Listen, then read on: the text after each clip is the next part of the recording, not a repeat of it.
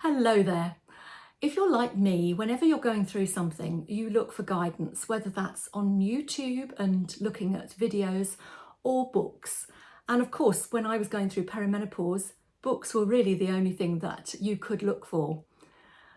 I've got a whole plethora of books because of my interest in midlife and beyond, ranging from menopause, style and beauty, to philosophical things and medical things as well. And I've pulled off 12 books from my bookshelf just to show you today. And if any of them resonate with you, I'm going to put all the links down in the description so that you can take a look as well. If you're new here, my name is Jo Blackwell. Welcome. Right, let's start, shall we, with menopause.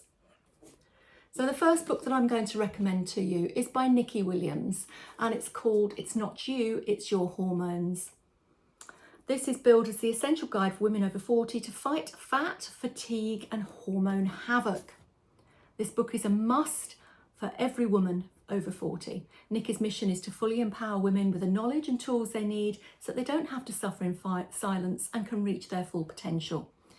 Nikki has a clinic for women to have all of their bloods tested to see whether or not vitamins, etc., can be useful for them, or whether they want to go onto HRT. They talk about diet and exercise and vitamins.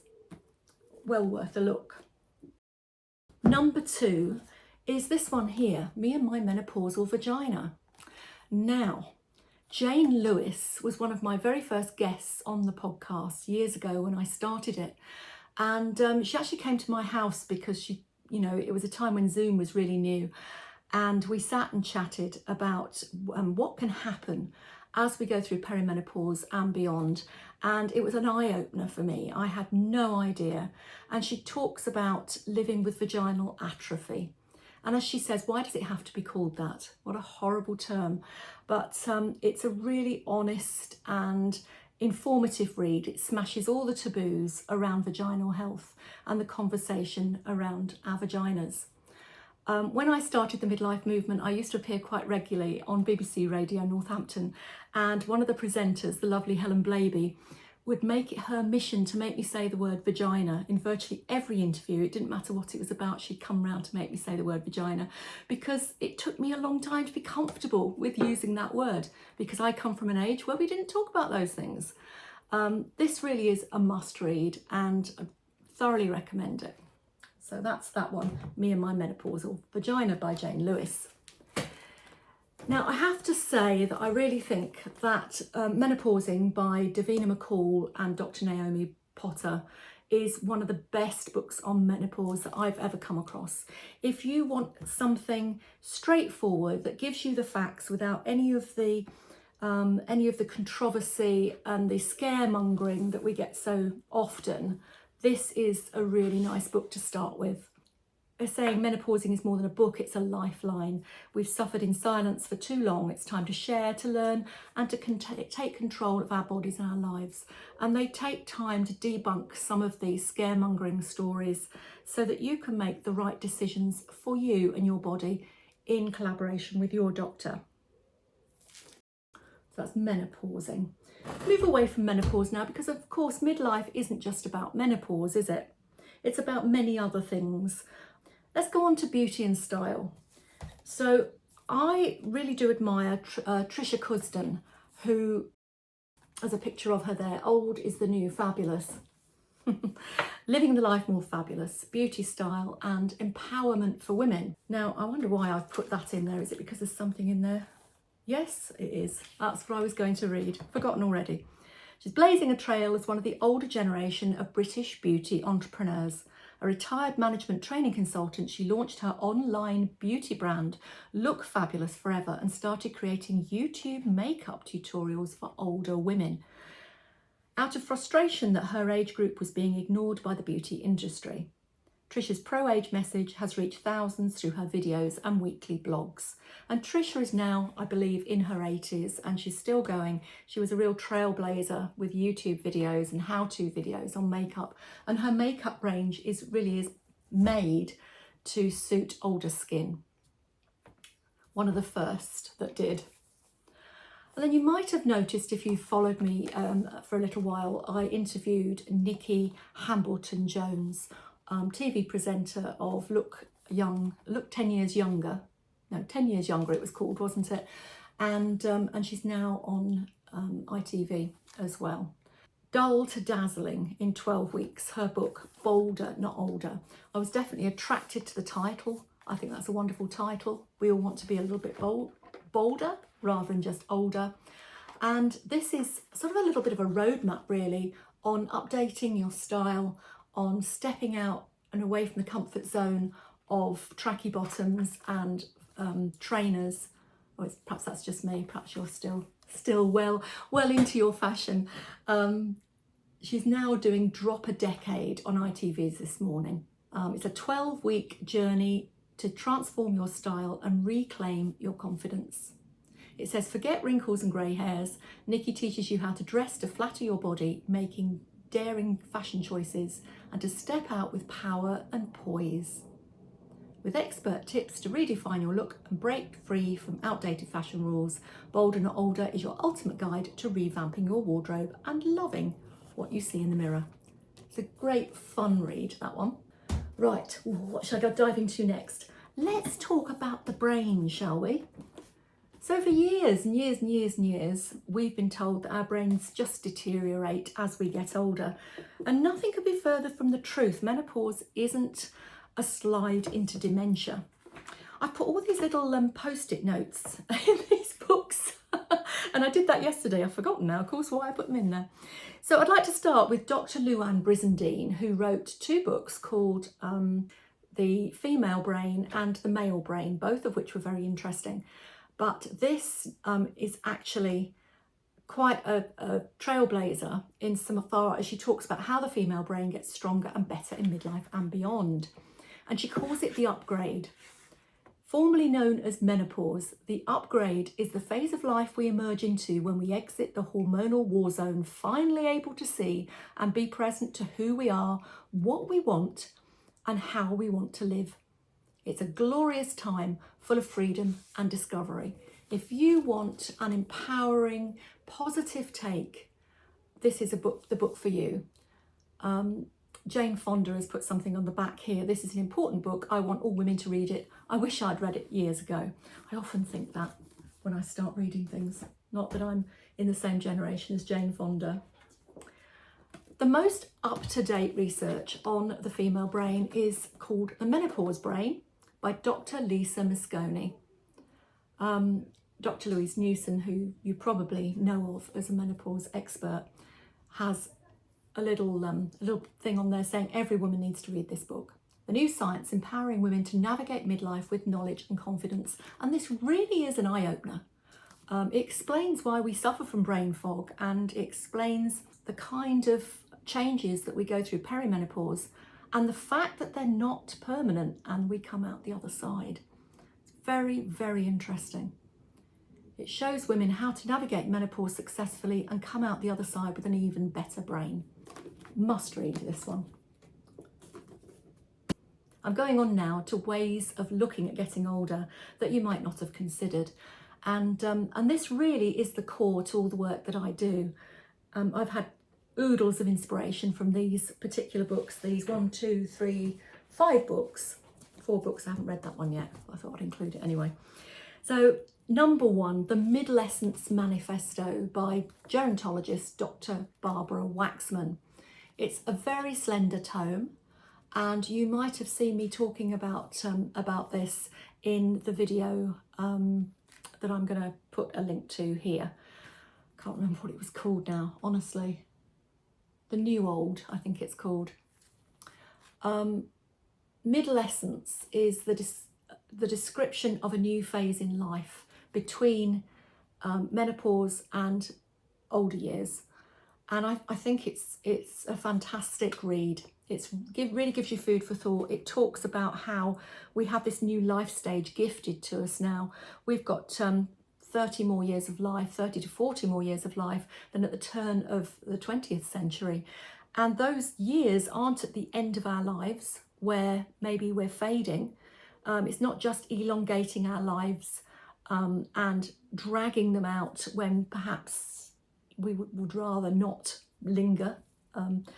But actually these years are now in the middle of our lives. So this is called, the subtitle on this is called Igniting the Passion of Midlife. As I say, very slender book, but it's a great read. So do get that one for your shelf. Now, this is a gem of a book. It's called Creatrix Rising, and it's by podcast guest Stephanie Raffelock. Unfortunately, that isn't on YouTube, but it is on Spotify in my podcast list. I must get Stephanie to come back on if she will. This subtitle is Unlocking the Power of Midlife Women. And Stephanie, through personal stories, essays and reflection questions, she redefines the midlife woman as a creatrix. A woman who remakes herself beyond the stereotypes of midlife, which often lead to feeling insignificant, used up, defeminized or desexualized, and illuminates the authentic strength, courage and power of women in life's third chapter. I mean, you've got to have some of that, haven't you? Maiden, mother and crone, representing the 3 stages assigned in a woman's life cycle, have been the limiting categories of both ancient and modern, i.e. neo-pagan mythology, foisted upon women, and one label in particular rankles, crone. The word conjures a wizened hag, useless for the most part, marginalised by appearance and ability. None of us has ever truly fit the old crone image, and for today's midlife women, a new archetype is being birthed, the creatrix. Absolutely love it. Right, we're motoring through these, aren't we? Now, I've just got this one, The Swedish Art of Aging Well. It's life wisdom from someone who will probably die before you. I love that. It's the author of The Gentle Art of Swedish Death Cleaning, which I'm also reading, Margareta Magnusson. Just looking at the contents list, she talks about, for example, the world is always ending. She says, I've lived through World War II, the Cold War, the Cuban Missile Crisis, Chernobyl, and now climate change. Here's how to cope with 80 years of constant doom and hold on to your sense of humour. So it's a very little book, and I think it's going to be a great read. She says, in writing this book, I've tried to include advice I myself needed as time marched forward, as history flapped by, as I stood in the middle of my own strange life and sometimes felt like a lonely pioneer, sometimes the happiest woman on earth, sometimes just completely clueless. I really think that that's definitely something I relate to. I don't know about you. 2 left now. This is a must read. Ashton, Applewhite, This Chair Rocks, a manifesto against ageism. We're going into the more philosophical side of things here, and it's great. Vibrant, energetic, fact-filled and funny, This Chair Rocks is a call to arms, not just for older people, but for our whole society. She says, from childhood on, we're barraged by messages that it's sad to be old, that wrinkles are embarrassing and old people are useless. Ashton Applewhite, who describes herself as an author and activist, believed those messages too, until she realised where this prejudice comes from and the damage it does. Lively, funny and deeply researched, This Chair Rocks traces Applewhite's journey from apprehensive boomer to pro-aging radical. And I'm here for that. So another one of my favourites, and I reread that often. And finally, last but definitely not least, is Breaking the Age Code by Dr. Becca Levy. Now, I was thinking of doing a PhD in different cultures and how they perceive ageing women and how women feel about themselves. And I read this book and I thought, well, I can't add to that. I might do a PhD at some point when I find my groove. But this is the book that I would have loved to have written and the research that I would have loved to have done. But this is a world-leading Yale professor and a pioneer in the field of ageing. I'm Jo Blackwell, host of the Midlife and Beyond podcast and YouTube channel. She asked the question, why do some people age better and live longer than others? And that's the question that led her to discover a fascinating truth. And I talk about this a lot. Just changing our beliefs around aging can add years to your life. She's drawing on pioneering research to offer stunning revelations about the mind-body connection. And she demonstrates that many aspects of aging we consider to be natural, such as memory loss, hearing decline, and cardiovascular events, are in fact influenced by our own negative biases, often informed by cultural ageism. And she tackles head-on how we can shift these outdated ideas at a societal level and what we can do to help ourselves. It's an incredibly positive book. With this isn't woo by any means. This is science-based research, and honestly, if you don't have this on your bookshelf, I really do recommend that you rush out to buy this one. As I say, all these books, the descriptions are on. As I say, with all these books, the links are in the description, and I have a gift for you that I hope will also inspire you.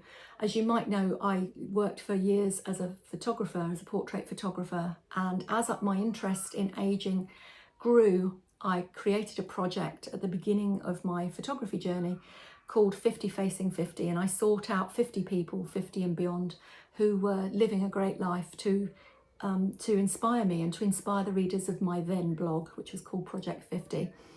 I'd like to gift you a free PDF copy of that book so that you can see the pictures of these wonderful, vibrant people. You too can wonder at the choices that we have nowadays. You know, we have one person who had just cut down on her work to look after grandchildren, and we had another person who was starting a new business, and another person who has a 7-year-old daughter, all the same age. It was really eye-opening, and it was really set me off on my journey on working out how to grow older better. I'll put the link to my Stan store where that is below. You'll put in your email address, and that will also be transferred over then to my newsletter, which at the moment goes out once a fortnight. Easy to unsubscribe if you don't want that, but it's a great way to stay in touch and for me to keep my finger in the pulse of what you would like from these videos. If you've enjoyed this video, please like and subscribe, and I look forward to seeing you next week.